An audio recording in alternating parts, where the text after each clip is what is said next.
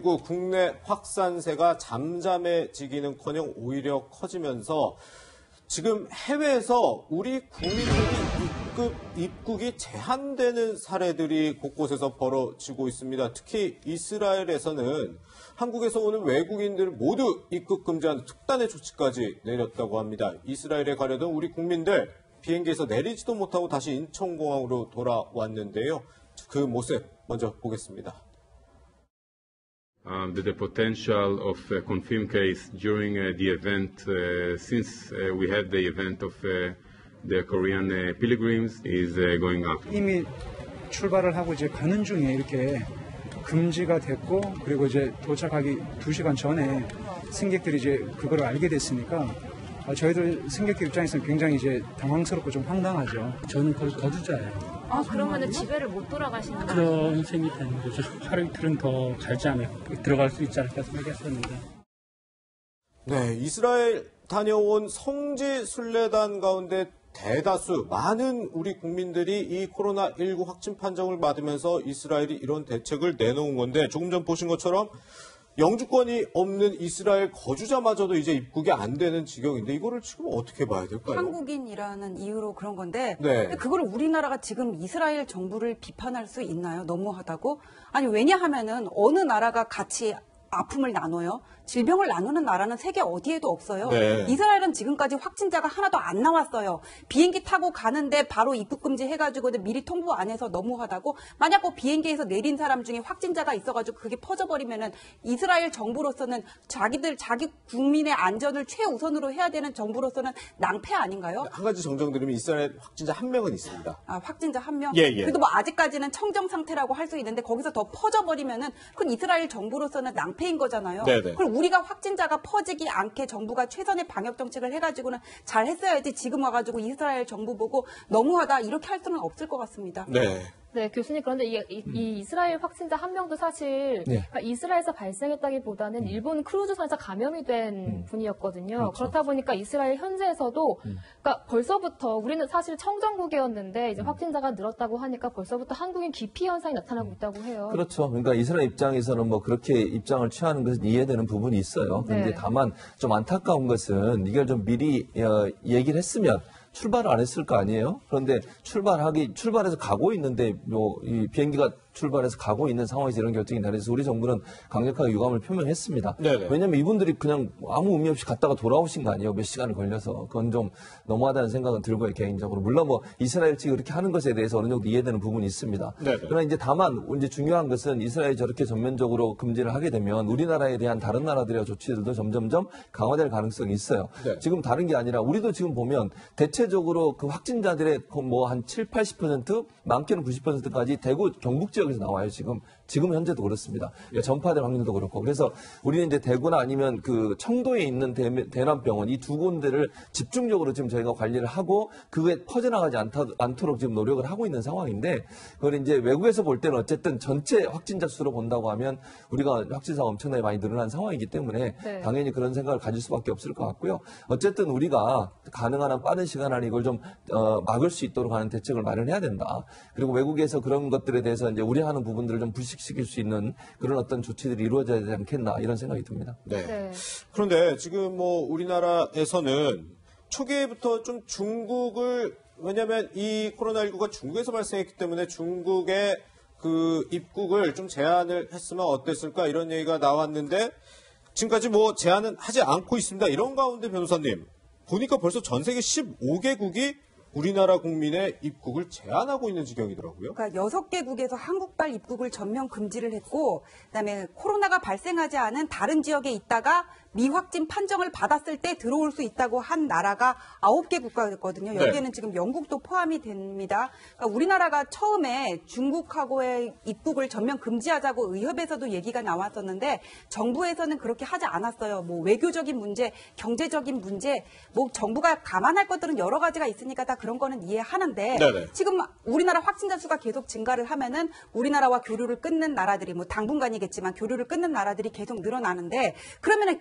전체 경제를 볼 때 중국하고의 관계만 괜찮으면은 우리나라 경제는 타격이 없는 건가요? 그러니까 지금 중국 전역에 대해서 입국을 금지할 때 그 효과가 얼마나 되는지는 모르겠어요. 그런데 정부는 처음에 뭐라 그랬어요? 선제적이고 과도한 조치라고 얘기를 했는데 과도하다고 싶을 정도의 조치도 필요한 게 아닌가 싶고 외교적인 문제라는 것도 듣기 좋은 덕담만 하는 게 외교는 아니잖아요. 네. 중국하고 우리나라하고 한중 외교 잘 했으면 우리나라 이런 어려움이 있다, 제안을 하겠다 했을 때 어떻게 합리적으로 해결할 수 있는 방안을 낼 수 있는 게 아닙니까? 그래서 지금 이 상황에서 뭐 중국발 입국 금지를 가지고는 뭐 박능우 장관은 뭐 겨울에는 모기가 없다 뭐 그런 식으로 농담을 하고 넘어가는데 네. 전체 국민이 느끼는 불안감, 공포감은 그런 농담을 농담으로 받아들일 상황이 아닙니다 지금. 네, 그렇군요. 그런데 정부는 뭐 여전히 중국인 입국 금지 검토하고 있지 않다는 입장입니다. 정부의 발표 한번 들어보시죠. 중국에서 들어온 관광객이 감염을 준 경우도 있지만 중국을 다녀온 내국인들이 우리 국민들이 감염원으로 작동한 경우가 더 많습니다. 외국에서 들어오는 모든 사람들, 우리 내국인까지도 다 차단하지 않고 받아들여야 한다는 것은 기필적, 그것은 필연적 사실인데 그런 사실을 염두에 둔다면 특정한 국가의 특정한 사람들만 제한하는 것은 감염 차원에서 그렇게 반드시 옳은 것만 아니다.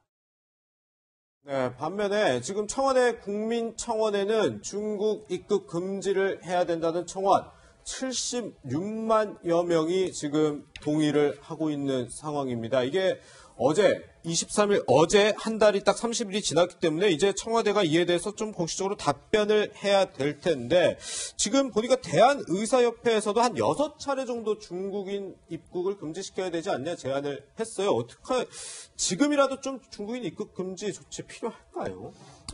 일단은 그 입국 금지, 그러면 감염병 유입을 차단하는 굉장히 효과적인 방법입니다. 봉쇄하는 거. 그래서 처음에 이제 후베이성에 집중적으로 환자가 발생했을 때 후베이성은 이제 중국 자체 내에서도 이제 봉쇄가 됐었고요. 그렇죠. 예. 그다음에 후베이성 이외의 어떤 중국 지역, 그러니까 중국 인구가 이제 14억이라고 한다면은 후베이성 이외의 지역은 한 14,000명 정도. 확진자가 보고되어 있고 이게 좀 축소 보고되어 있다고 한다고 해도 한 10분의 10배를 가정했을 때 이제 14억 중에 한 14만 명 정도 이렇게 가정을 했을 때 이제 그 중국분 또 중국에서 입국한 사람 이제 중국 입국 금지를 이제 중국인과 중국으로부터 입국하는 한국인을 포함한 모든 외국인 이렇게 표현을 바꿔야 될 텐데요. 그러니까 중국으로부터 입국 금지가 과연 효과적일 것인가 이렇게 보게 되면은 해외로부터 감염병 유입 차단하는 효과는 미미할 것이다. 왜냐하면은 기존의 해외 유입 감염 사례를 보면 우리나라만 봐도 후베이성 우한에서 오셨던 분들은 물론 있었지만 자가 격리하거나 발생이 2차 접촉이 그렇게 많지는 않았던 것 같고요.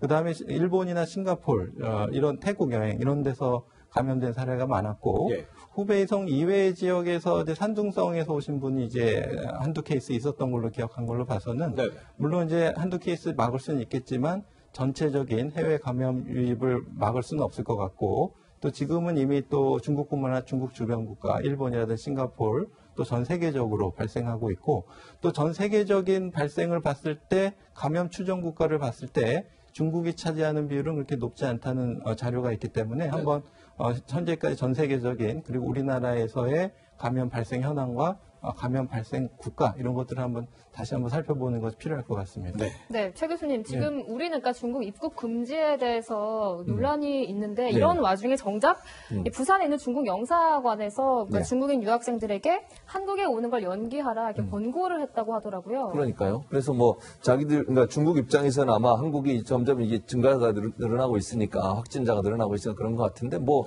그렇게 해서 안 오면 서로에게 도움이 될 것 같긴 해요. 일차적으로. 우리도 어쨌든 중국에서 오는 분들에 대해서 지금 여러 가지 좀 걱정이 있고 또 중국도 만약에 그런 입장이라고 하면 지금 우리 정부가 중국에 있는 학생들한테 휴학을 권고하고 있잖아요. 그래서 정말 부산 영성한 중국 영성한 얘기했던 것처럼 가능한 한 좀 이 시기가 좀 지나도록 중국 학생들이 좀 중국에 있으면서 온라인으로 공부를 하거나 아니면 휴학을 하는 것도 검토하는 것도 필요하다고 봅니다. 우리 정부도 저렇게 얘기하고 있는 상황이에요. 그래서 지금 상황에서는 중국 정부 저렇게 얘기하는 것은 저는 조금 이해는 안 됩니다만 개인적으로. 왜냐하면 중국이 그렇다고 모든 문제가 해결된 게 아니잖아요. 지금. 또 하나 하나 문제가 된 게 중국이 최근에 약간 그 확진자 수가 지금도 뭐 수백 명의 확진자가 나가고 있지만 확진자 1,000명 이하로 떨어지면서 관광지나 이런 곳에 다 개방을 하고 다시 또 이 업무를 보기 시작했어요. 제가 볼 때 그것도 위험한 현상 중에 하나라고 저는 보여지는데 개인적으로 그런 상황에서 저런 얘기를 하는 것이 뭐 별 도움은 될 거라고 보지 않고 다만 저 조치가 어찌 보면 우리 정부도 원하는 조치일 수도 있어요. 저는 개인적으로 그렇게 생각합니다. 왜냐하면 우리 정부도 외국인 유학생들이 중국 유학생들이 가능한 한 학기 동안 정도는 휴학을 하거나 다른 방법으로 공부를 했으면 좋겠다고 권고를 하고 있기 때문에 그런 조치가 이루어졌으면 하는 바람이 있습니다. 지금 속보가 들어와서 전해드리겠습니다. 미래통합당 신재철 원내대표가 확진자와 접촉을 했다고 합니다. 그래서 지금 병원으로 옮겨져서 코로나19 검사를 하고 있다는 속보 전해드리고 있습니다. 사실 오늘 오후 2시에 국회 대정부 질문 열리기로 했는데 지금 국회의원 가운데 처음으로 이제 확진자와 접촉한 사례가 발생을 하면서 본회의 자체가 지금 연기가 됐다는 속보 저희가 전해드리겠습니다.